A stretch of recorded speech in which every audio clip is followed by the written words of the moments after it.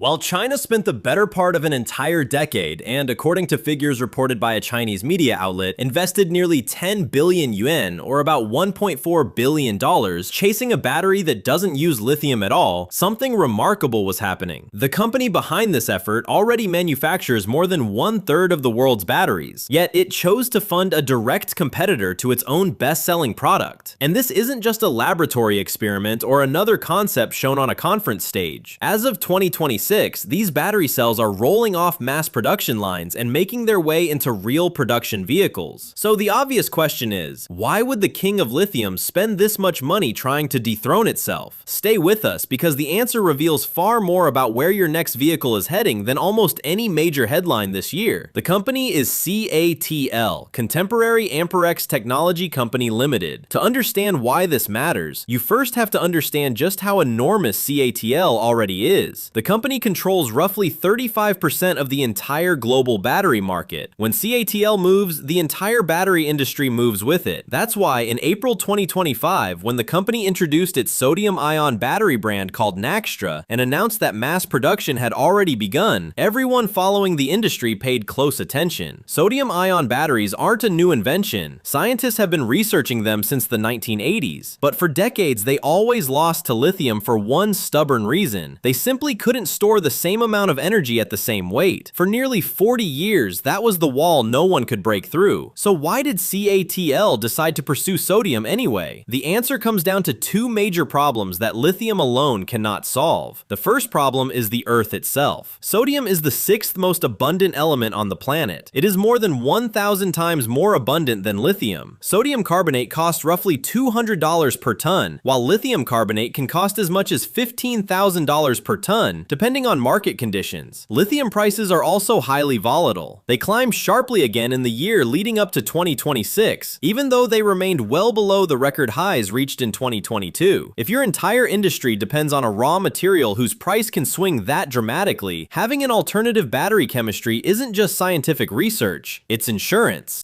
And that brings us to the second problem, the one that is already helping these batteries find real customers today: cold weather. Anyone who has driven an electric vehicle through a real winter knows exactly what happens. Driving range begins to disappear. Lithium iron phosphate, LFP batteries, which are among the most affordable and widely used EV batteries today, suffer a noticeable loss in performance when temperatures drop. Sodium-ion batteries, however, are a different story. CATL says its sodium-ion cells can retain around 90% of their capacity at -40 degrees Celsius. Whether you're measuring in Celsius or Fahrenheit, it doesn't matter, because -40 degrees is where both temperature scales meet. Maintaining 90% capacity at -40 degrees Celsius is a remarkable achievement. By itself, that gives sodium-ion batteries a market, regardless of what lithium batteries continue to achieve. Now here's where the story becomes even more interesting. What exactly did that $1.4 billion investment buy? According to CATL, the company solved 4 major manufacturing challenges that had previously held the technology back. It also overcame more than 100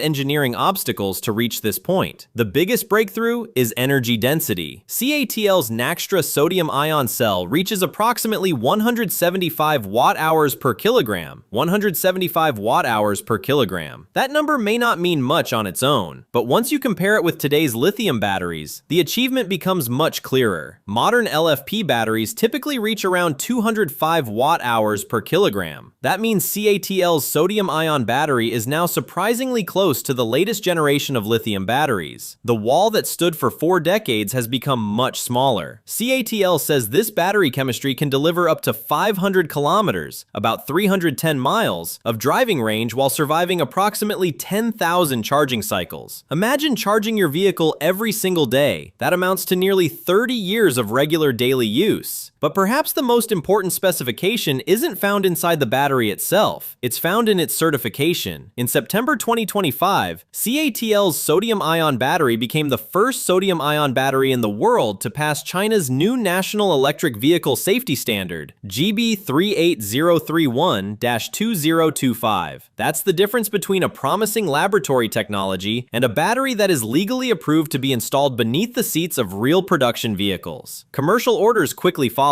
By April 2026, CATL had signed the world's largest publicly announced sodium-ion battery agreement to to date, 60 gigawatt hours of batteries over 3 years for large-scale grid energy storage. This wasn't simply another press release. It was a real customer making a real financial commitment. So if the battery is certified, made from inexpensive raw materials, and performs exceptionally well in freezing temperatures, does that mean lithium is finally dead? The answer is simple, not at all, not even close. Lithium-ion batteries still account for more than 99% of all batteries manufactured worldwide, and they aren't going anywhere anytime soon. The reason is the one challenge sodium-ion batteries still haven't fully overcome: energy density. Sodium is simply heavier than lithium. Its atomic mass is nearly 3 times greater, meaning you need a larger and heavier battery pack to achieve the same driving range. That's perfectly acceptable for a delivery truck or a grid-scale energy storage system, but for a high-performance sports car where every kilogram matters, it's a major disadvantage. And for smartphones and laptops, it's an even bigger problem. That's why no manufacturer is putting sodium-ion batteries into premium consumer electronics. The International Energy Agency, IEA, one of the world's most respected and independent energy organizations, made this point clear in 2026. According to the IEA, modern lithium iron phosphate (LFP) batteries still outperform sodium-ion batteries in several key areas, including energy density, supply chain maturity, manufacturing scale, and overall competitiveness. The agency also noted that sodium-ion batteries are unlikely to dominate the market unless lithium prices remain consistently high or sodium-ion energy density improves significantly. That's exactly why CATL has never presented sodium-ion batteries as the replacement for lithium. Instead, the company describes its future strategy as a dual-star strategy. In CATL's vision, lithium and sodium will grow side by side, with each chemistry serving the applications where it performs best. The company has even developed hybrid battery packs that combine both chemistries inside a single vehicle. Lithium handles long-distance highway driving, where maximum energy density is essential. Sodium powers everyday commuting and performs reliably in extremely cold climates. So the real story isn't about one battery replacing another. It's about ending lithium's monopoly as the only practical battery chemistry. And that's a much bigger shift than it may first appear. Sodium-ion batteries aren't really trying to power your dream sports car. Instead, they're targeting everything below that. Just look at where they're already being used today. Around 250,000 urban delivery trucks in China are currently running on CATL's first-generation sodium-ion cells. They're also powering forklifts operating inside freezing warehouses, as well as two-wheelers and three-wheelers. But perhaps their biggest opportunity lies in grid-scale energy storage, massive battery farms that store electricity generated by solar and wind power, then release it after sunset. In these applications, battery weight hardly matters. What really matters is cost, durability, and reliability. Industry forecasts suggest that China's sodium-ion battery market could grow from roughly 10 gigawatt hours in 2025 to around 30 gigawatt hours by the mid-2030s, with China expected to maintain more than 90% of global production capacity. The first passenger vehicle powered by CATL's sodium-ion batteries, a collaboration between Chang'an Automobile and CATL, was officially unveiled in February 2026. More production models are expected to follow during the second quarter of the year. So this isn't the story of one miracle battery replacing another. It's the story of a country that looked at its complete dependence on one volatile raw material and decided to spend more than $1.4 billion to create a second option. An option that performs where lithium struggles, costs less to source from the earth, and has now earned approval to carry passengers on public roads. Lithium will continue powering your next long-range electric vehicle and the smartphone in your pocket for many years to come. But affordable EVs, delivery fleets, industrial equipment, and the giant battery farms storing renewable energy overnight may increasingly run on something far more common. And here's the part that's really worth thinking about. Perhaps the most valuable thing China bought with its $1.4 billion